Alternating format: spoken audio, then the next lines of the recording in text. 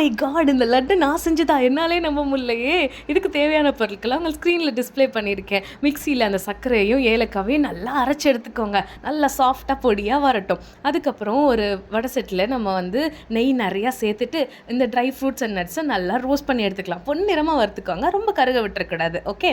அதுக்கப்புறம் நம்ம அதே வடை செட்டில நெய் ஊத்தியிருக்கோம்ல, அந்த நெய்யிலேயே நம்ம எடுத்துக்கிட்ட ரவைய நல்லா லைட்டா ரோஸ்ட் பண்ணி எடுத்துக்கிட்டோம் அப்புட்னா, அதோட பச்சை வாசனைலாம் போயிட்டு, நல்லா ரோஸ்ட் பண்ண வாசனை வர வரைக்கும் வறுத்துக்கலாம்.